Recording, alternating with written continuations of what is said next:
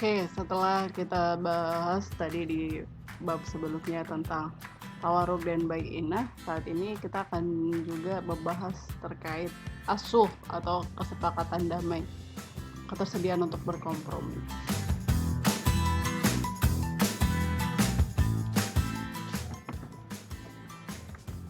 Next, oke.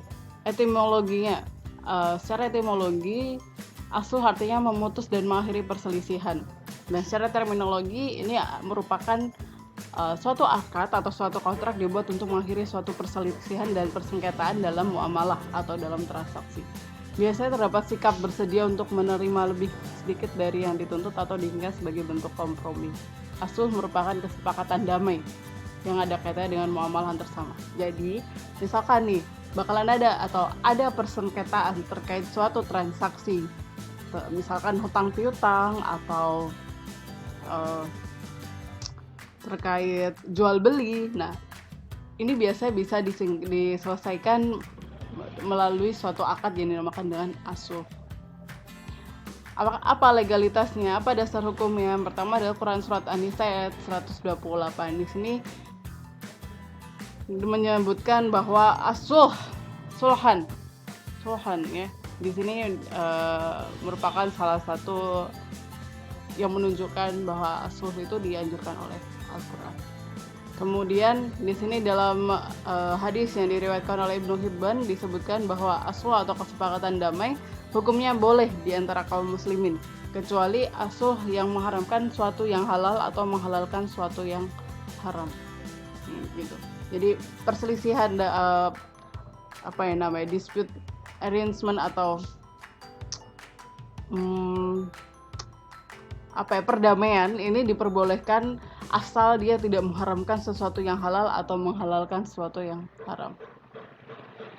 Selain itu, asuh juga memiliki legalitas dari ijma ulama, di mana para ulama sepakat bahwa penyelesaian pertikaian pihak yang bersengketa telah disyariatkan dalam Islam dengan memperhatikan yang pertama, ada keadilan, tidak ada pihak yang merasa dirugikan. Kemudian 2, ada prinsip kekeluargaan dan menjamin kerahasiaan sengketa para pihak. Jadi ketika ada orang yang bersengketa, nggak boleh sampai dikeluarin ke infotainment gitu atau di tempat lain bahwa ini ada yang bersengketa gitu, atau di share ke Instagram atau apa gitu, biar semua orang tahu kalau ada yang bersengketa sama kita. Nggak, bukan gitu. Kemudian yang ketiga adalah win-win solution. Jadi kedua belah pihak bisa punya penyelesaian yang sama-sama menguntungkan. Dan yang keempat adalah menyelesaikan masalah secara komprehensif dalam kebersamaan. Ketentuannya, jadi di sini ada 4 hal yang harus diperhatikan dalam asuh. Yang pertama adalah musalih. Musalih ini adalah pihak yang punya akad perdamaian atau dua belah pihak yang bersengketa. Kemudian ada musalih anhu. Musalih anhu ini adalah objeknya, persoalan yang diperselisihkan. Dan ini hanya terbatas pada hak-hak manusia, misalkan masalah hutang, masalah transaksi keuangan, jual beli dan lain-lain. Hak Allah tidak boleh ada dalam perdamaian. Kemudian musalli alaih. Musalli alaih ini adalah perantara atau orang ketiga yang melakukan mediasi gitu, atau salah satu pihak yang memutuskan perselisihan. Itu namanya musalli alaih. Dan kemudian ijab kabul. Ijab kabul di sini digunakan untuk selesai nggak nih? Ya, selesai. Nah, ijab kabul ini yang memberikan kekuatan hukum atas perdamaian atau akad perdamaian ini. Nah, terkait objek atau yang tadi disebut apa? Ya, musolih anhu atau hak yang diperselisihkan itu harus berbentuk harta dan dia harus memiliki nilai dan bermanfaat. Dan yang kedua, dapat diketahui secara jelas sehingga tidak menimbulkan kesamaran dan ketidakjelasan yang dapat menimbulkan pertikaian baru. Jadi jangan sampai ketidakjelasannya seperti yang diperselisihkan, misalkan sesuatu yang harus jelas, misalnya kayak ini ada pohon isinya kurang lebih sekian gitu. Itu nggak jelas gitu.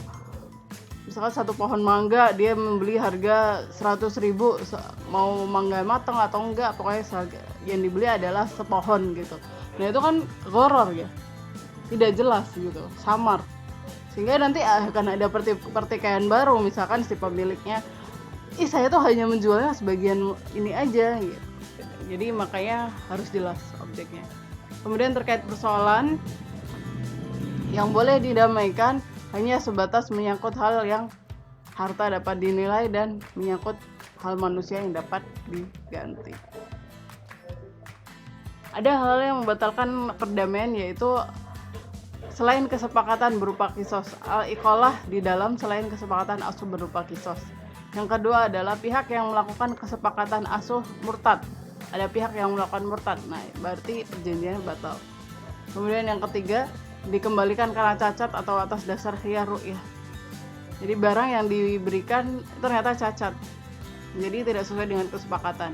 Dan kemudian ada juga salah satu pihak meninggal dunia, itu bisa membatalkan perdamaian. Biasa ya di Indonesia perkembangan lembaga penyelesaian sengketa itu ada dua, melalui peradilan dan jalur non peradilan.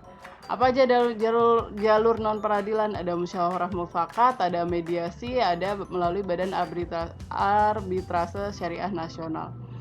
Nah, kalau melalui jalur peradilan dulu itu ada beberapa, seperti pengadilan agama, umum, dan Basyarnas. Tapi saat ini peradilan agama menjadi satu-satunya pengadilan yang berwenang mengadili perkara perbankan syariah. Oke. Ada pertanyaan?